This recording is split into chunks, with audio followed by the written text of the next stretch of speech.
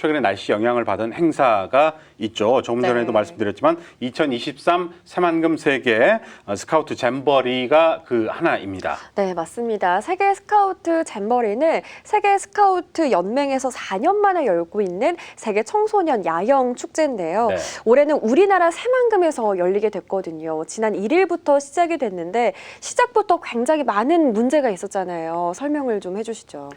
예, 그렇습니다. 물론 기본적으로는 기록적인 폭염, 이게 상당한 역할을 한 원인 제공한 것은 맞습니다. 그러나 이 진행 과정에 보면은 부실한 준비라든가 운영 미숙 이런 결과로 나타난 것으로밖에 볼 수 없습니다. 네네.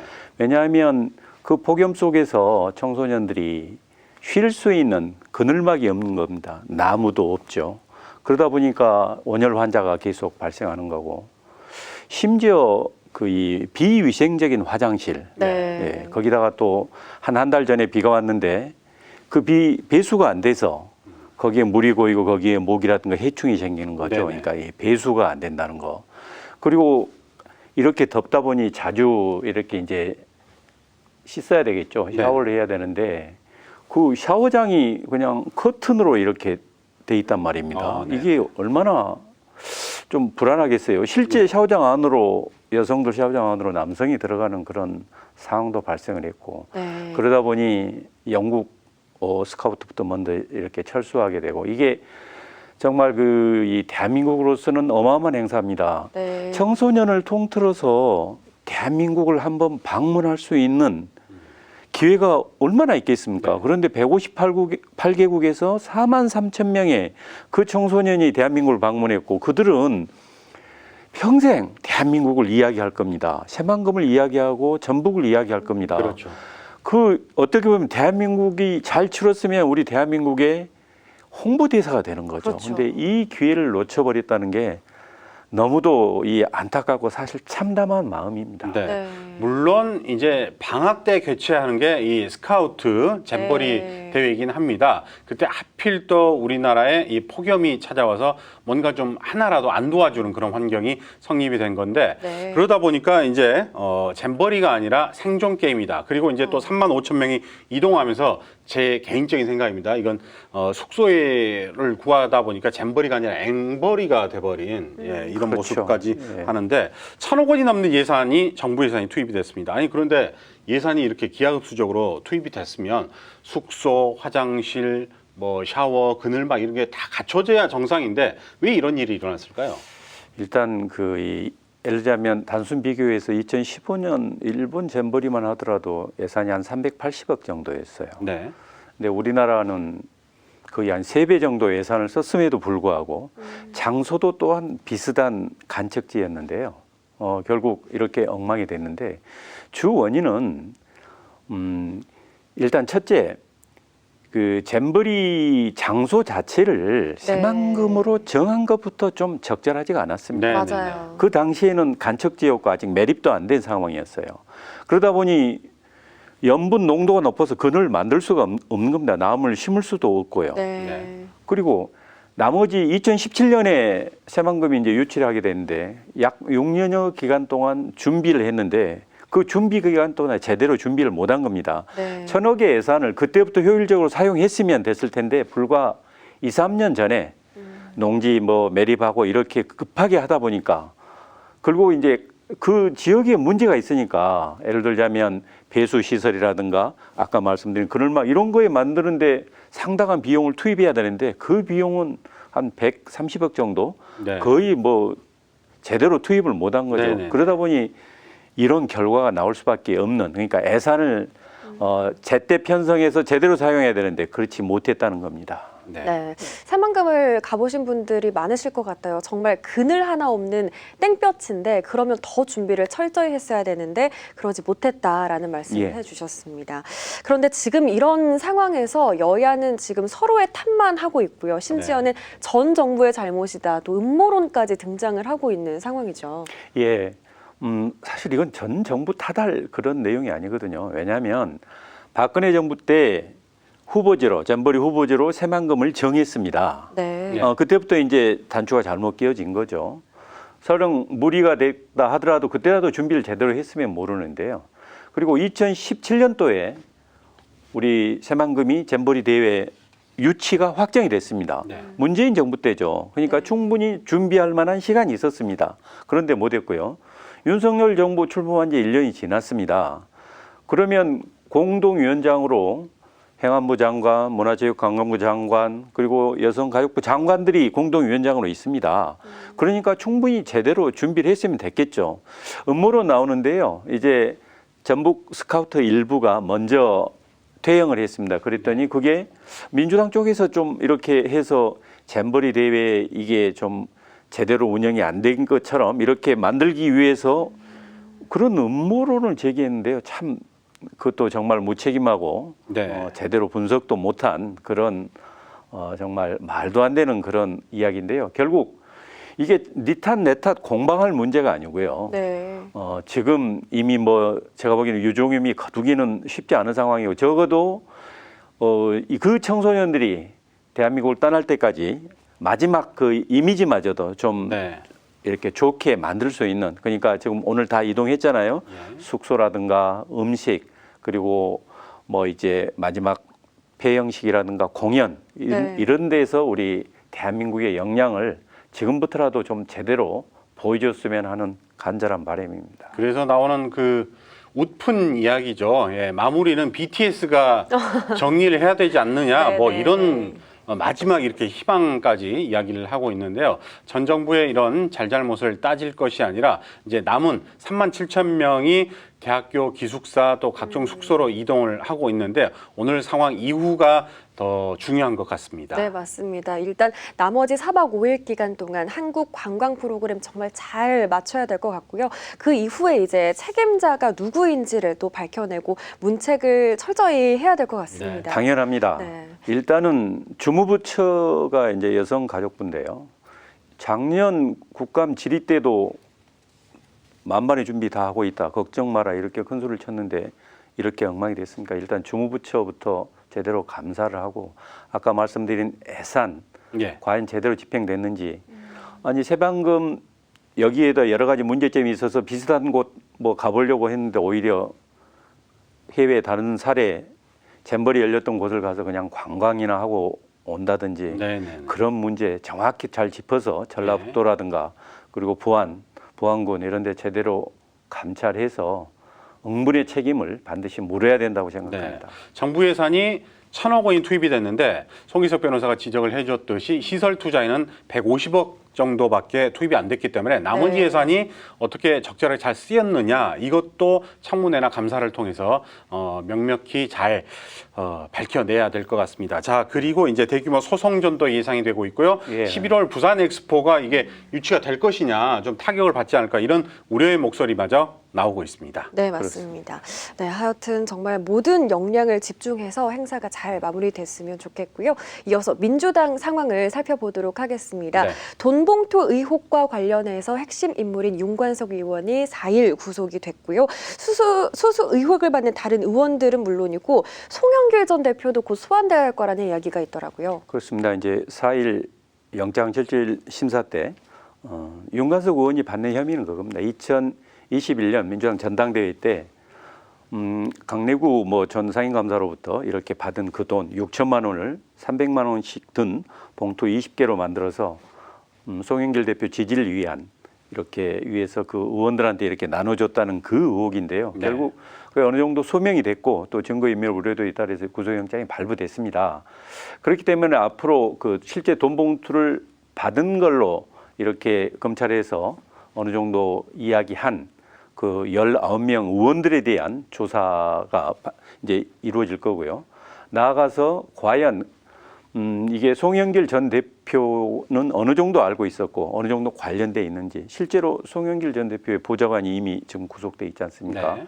그래서 줄줄이 소환될 걸로 이렇게 예상합니다. 네, 검찰이 이제 정황을 밝힌 의원, 돈 봉투를 수수했다고 밝힌 의원이 조금 전에 말씀을 네. 해 주셨듯이 19명입니다. 근데 해당 의원들이 일제히 반발하고 나서고 있죠.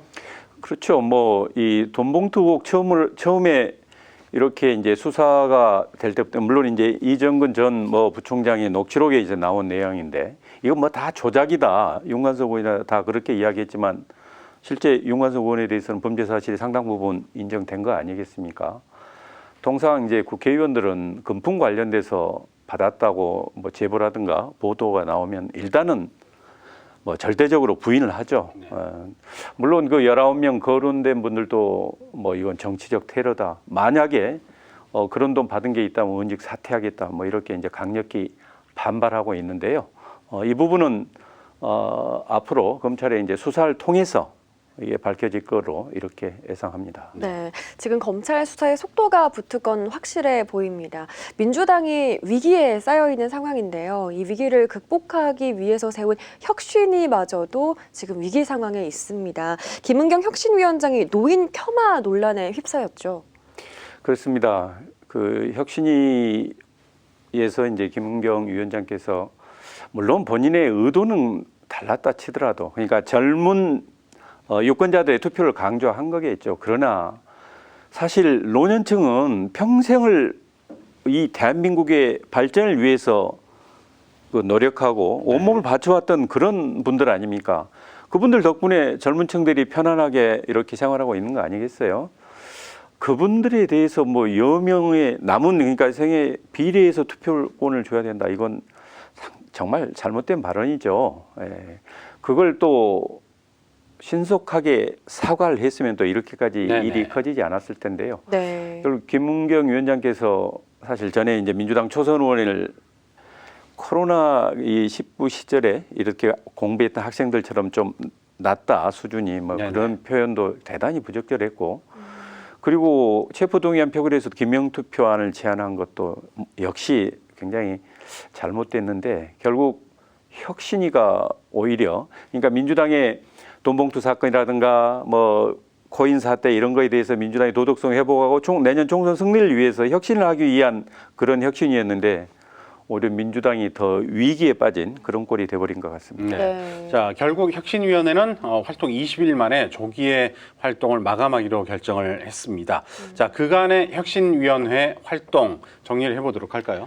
그러니까 혁신이 출발 때부터 이제 천안함 폭진 관련을 그것을 이제 자폭했다고 이렇게 분을 위촉을 했다가 9시간 만에 또 사퇴하고 여러 고민하다가 이제 김은경 위원장으로 이렇게 하고 김은경 혁신위가 이제 첫 번째로 제시했던 게 이제 불체포 특권 포기 제안이었죠. 네.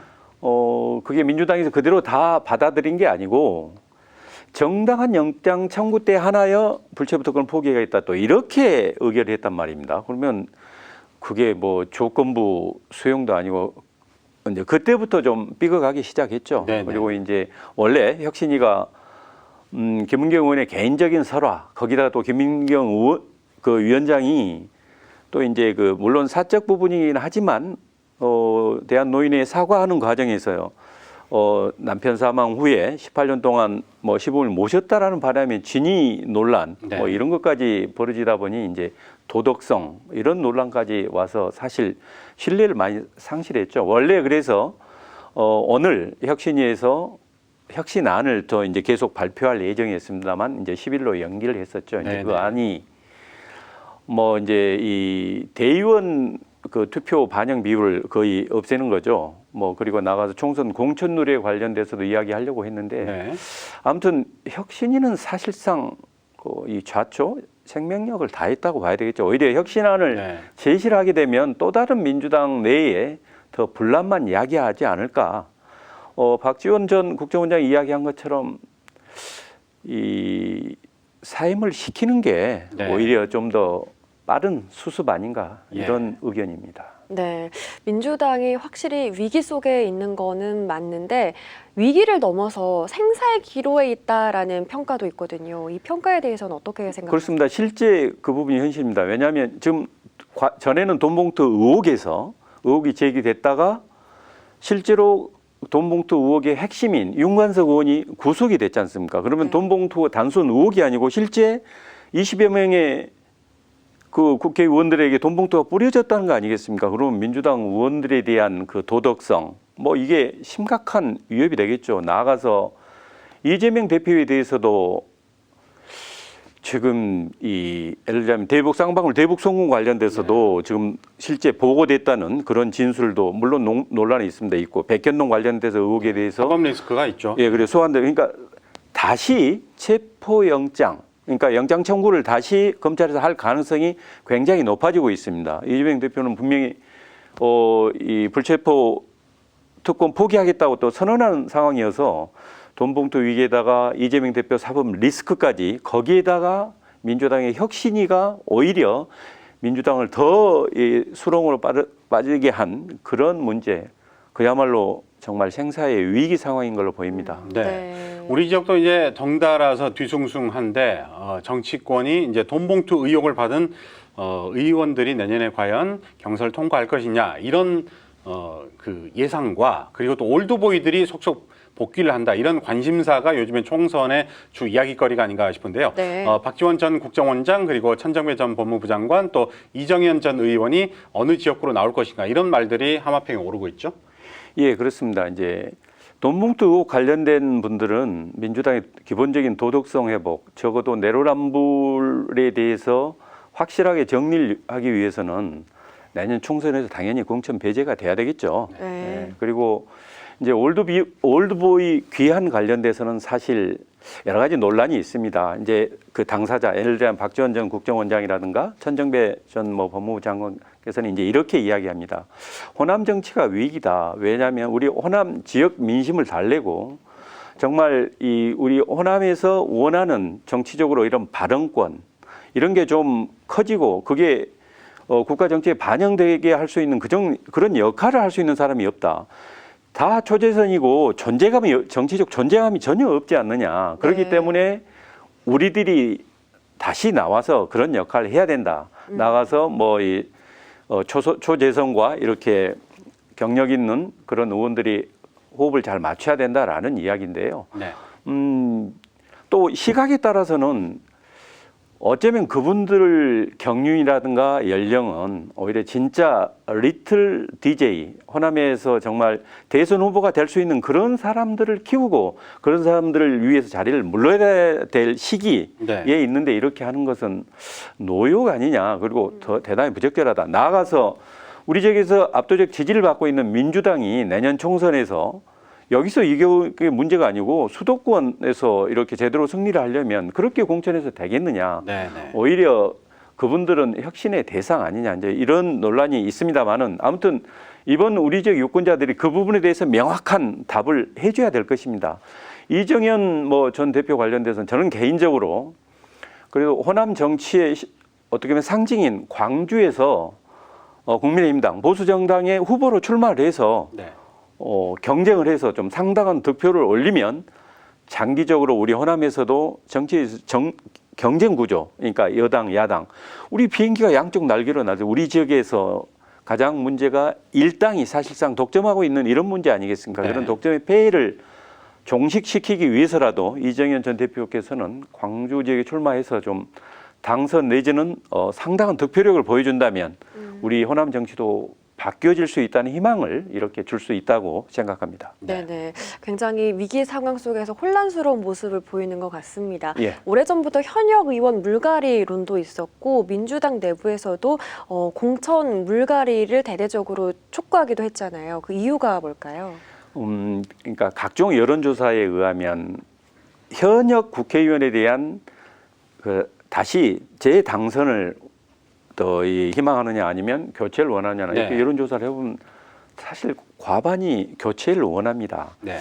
그만큼 현역 의원이 열심히 활동을 안 했다는 그런 측면이 있을 테고 우리 지역으로 좀 범위를 좁히면 우리 지역에 있어서는 당내에서만 공천권을 받으면 당연히 당선이다. 그렇기 때문에 이 경쟁 정당과 제대로 경쟁을 해야 된다. 그러니까 본인 실력도 기르고 여러 가지 정치 활동을 통해서 뭔가 좀 이렇게 빛나야 되는데 그렇게까지 하지 않는 측면도 있지 않나라고 생각합니다. 그러니까 우리 지역도 마찬가지로 현역에 대한 교체 여론이 굉장히 높은데요. 아마 현역 의원들이 남은 8개월이라도 좀 반성을 촉구합니다. 네.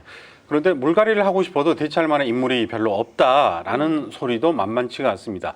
요즘엔 지역 민심 이렇게 이제 여러 가지로 지인들도 만나고 사람들도 만나시면서 어떻게 느끼고 계세요? 바로 그 점입니다. 과거 우리 지역에서 여론조사를 해보면 민주당에 대한 지지율이 통상 60%에서 전후로는 항상 유지가 됐었습니다. 근데 현재 보면 발표 같은 거 보면 한 40% 정도밖에 안 되고 우리 지역에서도 지지하는 정당이 없다라는 비율이 한 30%가 넘는 네네. 그런 상황입니다.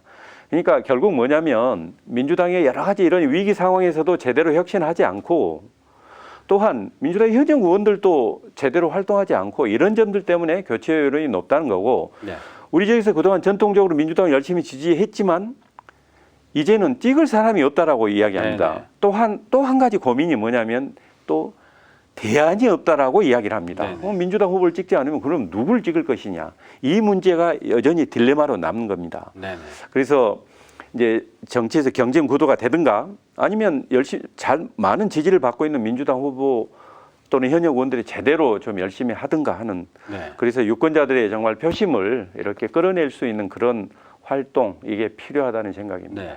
정리를 해보자면 요즘에 지역 민심은 덜 미운 사람 그리고 마지못해서 찍어줄 수밖에 없는 이런 투표가 되고 있는데 정말 원하고 내가 지지를 해서 진심으로 찍어줄 수 있는 후보나 정당 그리고 투표가 되고 또 그렇게 민심이 변하기를 기대를 해보도록 하겠습니다. 네. 지금까지 민주도시 본방 토크 시간 송기석 변호사 모시고 이야기 나눠봤습니다. 오늘 나와주셔서 고맙습니다. 네, 감사합니다. 고맙습니다.